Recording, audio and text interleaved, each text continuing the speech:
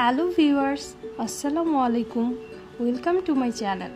আজকে আমি আপনাদের কালো জাম তৈরি করে দেখাবো। তাহলে চলুন দেখে নিই কালো জাম তৈরি করতে কি কি লাগছে।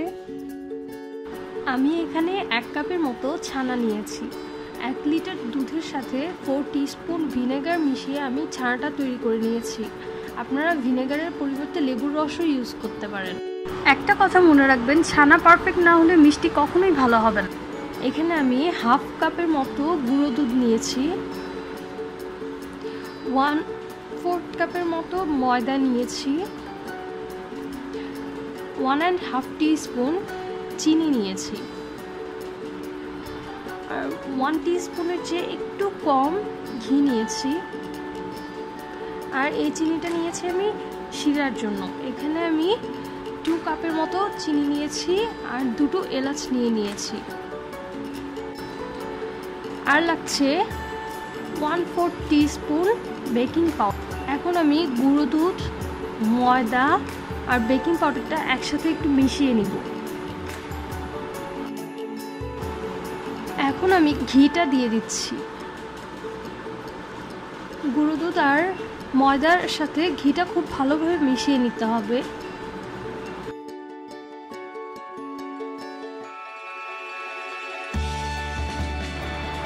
আমি এখন সবগুলো উপকরণ একসাথে মেখে নিচ্ছি। খুবই ভালোভাবে মেখে নিতে হবে। চিনিটা দিয়ে দিচ্ছি, আবারও মেখে নিচ্ছি খুব ভালোভাবে।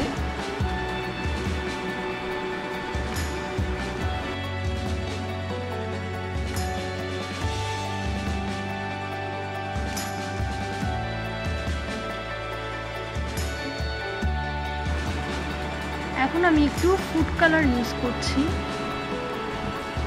আমি এখানে অরেঞ্জ ফুড কালার ইউজ করেছি। আপনারা চাইলে রেড ফুড কালারও ইউজ করতে পারেন, আবার না চাইলে নাও করতে পারেন। ফুড কালার যেহেতু স্বাস্থ্যের জন্য ক্ষতিকর, তাই আমি খুবই অল্প পরিমাণে ইউজ করেছি। আমার মথা হয়ে গিয়েছে। আমি প্রায় 10 মিনিটসের মতো খুব ভালোভাবে ছানাটাকে মথে নিয়েছি।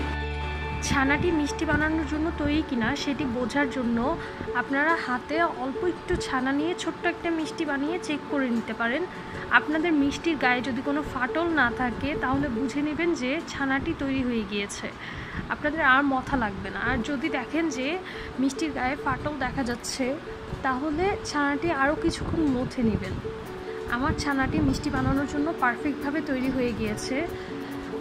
আমি এভাবে করে চেপে চেপে আমি একে একে সবগুলো মিষ্টি তৈরি করে নিচ্ছি। আমার সবগুলো মিষ্টি বানানো হয়ে গিয়েছে। একটি প্যানে আমি 2 কাপের মতো তেল দিয়ে দিয়েছি। এখন আমি একে একে সবগুলো মিষ্টি দিয়ে দিচ্ছি। মিষ্টিগুলোকে খুবই অল্প আঁচে ভেজে নিতে হবে। চুলার আঁচ বাড়িয়ে দিলে মিষ্টির উপর হয়ে যাবে ঠিকই, কিন্তু মিষ্টির ভেতর হবে না, ভেতরটা কাঁচা থেকে যাবে।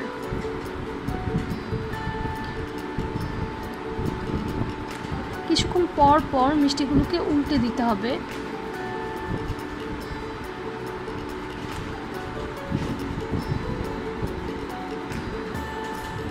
আমি খুবই অল্প আঁচে প্রায় 10 থেকে 15 মিনিটসের মতো মিষ্টিগুলোকে ভেজে নিয়েছি। আমার মিষ্টিগুলো হয়ে গিয়েছে। এখন আমি মিষ্টিগুলো তুলে রাখছি। আমি এখন চুলায় শিরাটা বসিয়ে নিয়েছি। 2 কাপ চিনির সাথে আমি 4 কাপ পানি দিয়ে দিচ্ছি। আমার শিরাটা হয়ে গিয়েছে। শিরাটা খুবই পাতলা থাকবে, ঘন করা যাবে না। ঘন হলে মিষ্টির ভেতর শক্ত হয়ে যাবে। এখন আমি একে একে মিষ্টিগুলো দিয়ে দিয়েছি।